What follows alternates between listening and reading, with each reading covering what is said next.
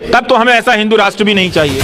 तब तो हमें ऐसा हिंदू राष्ट्र भी नहीं चाहिए। जो आरएसएस का सदस्य होगा वो क्षत्रिय महासभा का सदस्य नहीं होगा। जो आरएसएस का सदस्य होगा वो उसका ब्राह्मण महासभा से कोई लेना देना नहीं होगा। धर्म के नाम पर अगर आप राष्ट्र की कल्पना करेंगे तो आपके भीतर एक गुलामी करने की प्रवृत्ति आ जाती है। लेकिन यहाँ तो लोग गीता पर हाथ रखकर ही झूठ बोल रहे होते हैं और उस ऊपर से गीता जयंती भी मना रहे होते हैं। और अगर आप सच बोलें तो आपका जो प्लेटफॉर्म है, जिस कुर्सी पर हम दोनों बैठे हैं, पता नहीं कौन खरीद के ले जाए, तो वो भी गायब हो जाता है। बहुत सारे लोग इस देश में मिल जाएंगे जिन्होंने संविधान की किताब नहीं देखी। वो तो भला हो बहुजन मूवमेंट का कि बीएसपी की रैलियों से लेकर अंबेडकर जयंती की रैलियों में संविधान की कॉपी बिका करती है। तो एक धार्मिक नागरिकता थोपी गई जिसे आप हिंदू नागरिकता के तौर पर देख सकते हैं। धर्म के आधार पर राष्ट्र की कोई भी कल्पना बेईमानों को बेईमानी से बचाने की संकल्पना है। फिर आप धर्म के आधार पर कोई भी राष्ट्र किसी को नचिकेता नहीं बनने देता है। ये मैं इसमें लेकर मैं अपने तौर पर बहुत स्पष्ट हूं कि हिंदू राष्ट्र भी होगा तो क्या उसमें कोई जज इतना डरपोक होगा कि बेल नहीं देगा? तब तो हमें ऐसा हिंदू राष्ट्र भी नहीं चाहिए। जो लोग हिंदू राष्ट्र की कल्पना में दिन रात खपाए बैठे हैं, मैं उन्हीं को बुलाकर पूछना चाहता हूं कि तुमने ऐसा हिंदू राष्ट्र क्यों चाहा? सेकुलर मुल्क वो मुल्क होता है जहां पर संविधान की बुनियादी समझ ज्यादा से ज्यादा हो। हम सेकुलर मुल्क थे, अभी भी हैं, उसे बदलने की बहुत कोशिशें की जाती हैं, कर भी चुके हैं बहुत हद तक, मगर उसकी आत्मा, उसके बीज अभी खत्म नहीं हुए। लेकिन होता यह है कि संविधान की समझ इतनी कमजोर है लोगों में, उसके प्रति निष्ठा इतनी, उसे कमजोर इसलिए कहेंगे कि जानकारियां कम है।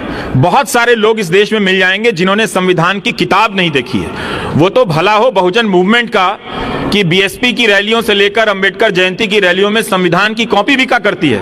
आप और भी कोई, और ये मुझे लगता है, मैं दुनिया के हर देश में नहीं गया हूं, पर मेरा अपना मानना है, हो सकता है कि गलत भी हूं, मेरा अपना मानना है कि भारत ही एक अजूबा देश है जहां पर किसी भी वजह से, डॉक्टर अंबेडकर की वजह से ही सही, संविधान की कॉपी किसी की जयंती के नाम पर हो रहे मेले में बेची जाती है। लोग संविधान को गीत के रूप में गाते हैं और उनके गीतों में जो भीम गीत है, जो अंबेडकर के गीत हैं, जो मराठी में ज्यादा लोकप्रिय हैं और भी दूसरी भाषाओं में होंगे ही, इसमें संविधान का जो थीम है वो ज्यादा है। तो उस देश में भी अगर ये ना होता तो बहुत सारे लोग संविधान की किताब या कॉपी का दर्शन तक नहीं किए होते।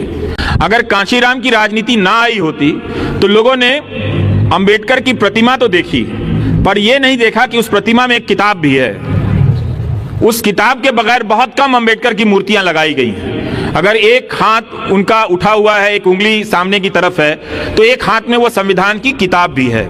ये इसलिए नहीं होता है क्योंकि हमारे भीतर नागरिकता नहीं है, हमारे भीतर संविधान आधारित राष्ट्र नहीं है, हमारे भीतर संविधान आधारित सेक्युलर समझ नहीं है। हमने सेक्युलरिज्म को हमेशा धर्म के कॉन्टेक्स्ट में समझा है, हमने सेक्युलरिज्म को कॉन्स्टिट्यूशनल ड्यूटी के रूप में नहीं समझा। संविधान ने बाद में इसे जोड़ा गया या नहीं जोड़ा गया, संविधान अपने तमाम अधिकारों से और अपने तमाम बिंदुओं से हम सबको यही कर्तव्य दिया कि आप एक दूसरे के लिए महसूस करेंगे, एक दूसरे के लिए सुरक्षा चौकीदार बनने का काम करेंगे। मगर यहां तो आपकी चौकियां लूट ली गईं और जिस पर लूटने का इल्जाम लगा उसने ही कह दिया वो चौकीदार है। तो अब क्या कर सकते हैं? तो मेरी नजर में यह बहस चलती रहनी चाहिए। ये मैं इसमें लेकर मैं अपने तौर पर बहुत स्पष्ट हूं कि हिंदू राष्ट्र भी होगा तो क्या उसमें कोई जज इतना डरपोक होगा कि बेल नहीं देगा? तब तो हमें ऐसा हिंदू राष्ट्र भी नहीं चाहिए। जो लोग हिंदू राष्ट्र की कल्पना में दिन रात खपाए बैठे हैं, मैं उन्हीं को बुलाकर पूछना चाहता हूं कि तुमने ऐसा हिंदू राष्ट्र क्यों चाहा कि जहां एक जज इंसाफ ना कर सके? तुमने ऐसा हिंदू राष्ट्र क्यों चाहा कि किसी अकेले को घेर कर मार दिया जाए? क्या तुमने इसके लिए हिंदू राष्ट्र चाहा? अगर आपको इतिहास में मौका मिला यह बनाने के लिए, तो क्या आपने यह उत्तम आदर्श प्रस्तुत किया कि आप गौतम अडानी को लेकर सवाल उठा तो आप बोल नहीं पाए? क्या आप हिंदू धर्म का यह कमजोर चेहरा देखना चाहते हैं? हर धर्म अपने अनुयायी को एक चरित्र देता है और वो चरित्र है, आप सिख धर्म में जाइए, सिख धर्म ने सिखों को क्या दिया है? सिख धर्म ने सिखों को एक चरित्र दिया है, कैरेक्टर दिया है। आप हो जाएं कुछ भी, गुरुद्वारे में जाकर लंगर के बाहर जूते साफ करने पड़ेंगे। वो अपनी मर्सिडीज से उतरकर जूते साफ करते हैं। वो जाते हैं खालसा इंटरनेशनल बनाकर टर्की में और सीरिया में मदद करने चले गए हैं। तो क्या ये हिंदू राष्ट्र के अगर सबसे बड़े नायक हैं तो क्या ये उनका किरदार है कि जब आरोप लगे तो आप जावेद अख्तर का डायलॉग चुरा कर बोलते हैं जाओ पहले उसका साइन लेकर आओ? तो ये क्या किरदार? तो हम किसी भी तरीके से हिंदू राष्ट्र का कोई शिखर नहीं देख रहे हैं। अगर ये सपना था, जिस सपने को लेकर 100 साल चले हैं, तो हम उन्हीं की बात करते हैं। आपने ये दिखाया हमें कि आपने एक ऐसा अपना श्रेष्ठ नेता दिया जो अदानी का नाम लेकर नहीं बोल सकता है। इतना ही कहा जा सकता था कि जांच होगी, आप जांच पर भरोसा कीजिए, पर तब तक आप नहीं कह सके।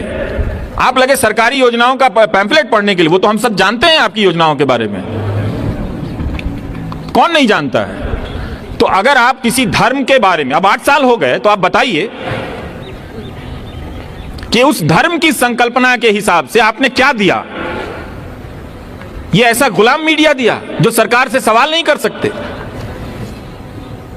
अगर आप हिंदू राष्ट्र में यकीन ही करते हैं तो प्रधानमंत्री नरेंद्र मोदी उसके श्रेष्ठ नागरिक हैं, है कि नहीं?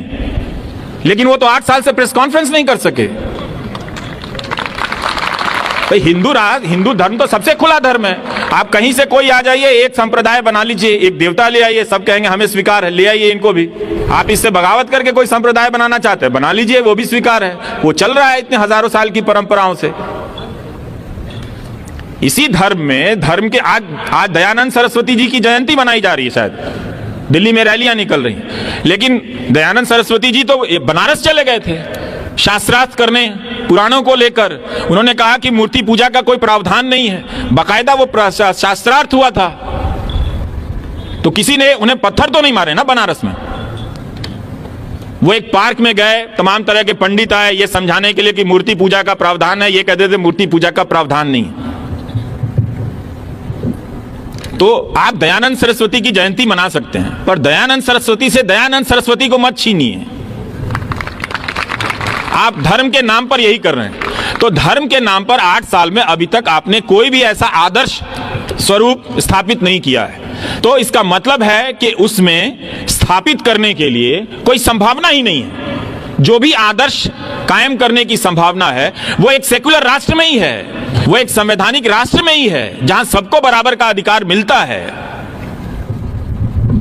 जहां किसी पे फर्जी मुकदमे नहीं डाले जाते हैं। आप हर चीज का पहले का उदाहरण दे देते हैं। तो आप क्या कर रहे हैं? आपने कौन सा आदर्श प्रस्तुत किया? तो ये बता दीजिए, ताकि हम भी उसको देखें, जो उसके आलोचक हैं वो भी देखें कि हाँ भाई ये कुछ श्रेष्ठ चीजें ले आए हैं हिंदू धर्म के नाम पर। आप तो उसका मेयार छोटा कर रहे हैं। जिस धर्म ने धर्म के भीतर धर्म के इतने बड़े बड़े आलोचक दिए हों, जिसकी बुराइयों को लेकर आज तक आंदोलन चल रहा है, चला ही है ना, जाति प्रथा को लेकर आंदोलन तो चल ही रहा है ना, और चलता ही रहेगा। कौन लाया? आप इस पे चले जाए, आधे अधूरे तरीके से बात करते हैं, पर उसको प्रिजर्व करने वाली संस्थाओं के साथ आप ही उठते बैठते हैं। क्या आप मना कर देंगे कि जो आरएसएस का सदस्य होगा वो क्षत्रिय महासभा का सदस्य नहीं होगा? जो आरएसएस का सदस्य होगा वो उसका ब्राह्मण महासभा से कोई लेना देना नहीं होगा? आप ये कर ही नहीं सकते। तो आपके भीतर दुर्बलताएं आ जाती हैं। धर्म के नाम पर अगर आप राष्ट्र की कल्पना करेंगे तो आपके भीतर एक गुलामी करने की प्रवृत्ति आ जाती है। फिर आप धर्म के आधार पर कोई भी राष्ट्र किसी को नचिकेता नहीं बनने देता है। इसी धर्म में प्रश्नोपनिषद है कि नहीं है ना? लेकिन आज आप प्रश्न कर दीजिए तो आपको देशद्रोही कहा जाता है। आप प्रश्न ना कर सके चैनल खरीद लिया जाता है। आप प्रश्न ना कर सके 8 साल से प्रेस कॉन्फ्रेंस में नहीं आते हैं। आपको लगे कि आप प्रश्न कर सकते हैं आपके सामने, तो किसी एक्टर को कनाडा से ले आते हैं। तो कम से कम आप प्रश्नोपनिषद के प्रति भी ईमानदार नहीं है। तो धर्म के आधार पर राष्ट्र की कोई भी कल्पना बेईमानों को बेईमानी से बचाने की संकल्पना है। इसीलिए सेकुलर राष्ट्र बहुत जरूरी है, जहां हम धर्म को लेकर निजी क्षेत्र में बहस करें, निजी जीवन में आचरण करें। धर्म ने इस देश को बहुत सारी चीजें दी हैं, नैतिक बल दिया है, नैतिक मान्यताएं दी हैं, बुराइयां भी दी हैं, पर मिला है। उसके संबल से बहुत लोग जीवन जीते हैं और ताकत पाते हैं, अपने बुरे वक्त को काटते हैं। तो अच्छी बात है, उनके जीवन का ये संबल है। मगर नागरिक जीवन का संबल संविधान की किताब हो तो इसे बेहतर कुछ नहीं हो सकता। जब ये संचार के साधन माध्यम जब आए, तरह तरह का मीडिया जब आया, नाम उसका मीडिया हुआ, उसमें से मीडिया का काम ही गायब हो गया।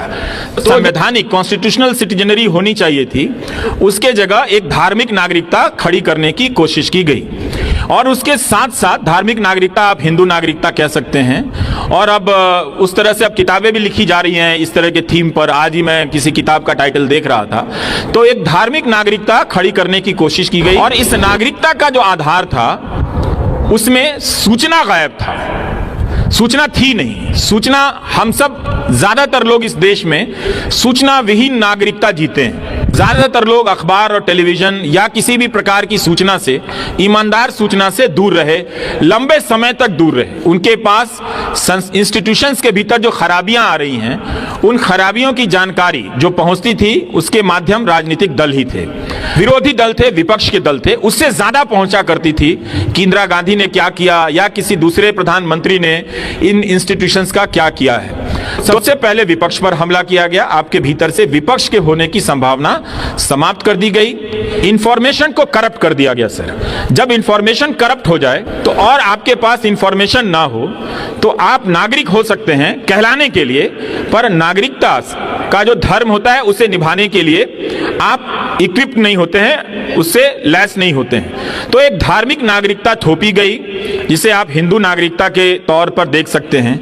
राजनीति में धर्म का आना, कई लोग कहते हैं कि हमारा देश कई तरह के धर्मों का देश है और राजनीति को, सामाजिक आचार व्यवहार को आप धर्म से अलग नहीं कर सकते, बिल्कुल नहीं कर सकते हैं। नेता धार्मिक समारोहों में आते जाते रहेंगे, चाहे वो व्यक्तिगत रूप से जाएं या राजनीतिक रूप से जाएं या उनका जो भी करें। लेकिन मेरी अपनी समझ है कि राजनीति में जब धर्म आता है तो वो राजनीति में अधर्म पैदा करता है। राजनीति में जब धर्म आता है तो धर्म की राजनीति करने वालों के बीच वो साहस खत्म कर देता है, सत्य को सुनने की साहस खत्म कर देता है। धर्म की दुकान या धर्म का अस्तित्व या धर्म का महात्म्य, इंपॉर्टेंस जो है, रेलेवेंस जो है, इस बात पर है कि आप कुछ एथिकल का पालन करेंगे। कोई भी रिलीजन इस बात का दावा करता है कि वो एक सर्टेन एथिकल कोड में विश्वास करता है, इसलिए वो धर्म के अनुयायियों को ये कहता है कि तुम झूठ मत बोलो, तुम सच बोलो। लेकिन यहां तो लोग गीता पर हाथ रखकर ही झूठ बोल रहे होते हैं और उस ऊपर से गीता जयंती भी मना रहे होते हैं। और अगर आप सच बोलें तो आपका जो प्लेटफॉर्म है, जिस कुर्सी पर हम दोनों बैठे हैं, पता नहीं कौन खरीद के ले जाए, तो वो भी गायब हो जाता है। तो एक ऐसे देश में जब धर्म की स्थापना राजनीति में या मुल्क के चरित्र के रूप में की जाए तो थोड़ा संदेह से देखना चाहिए।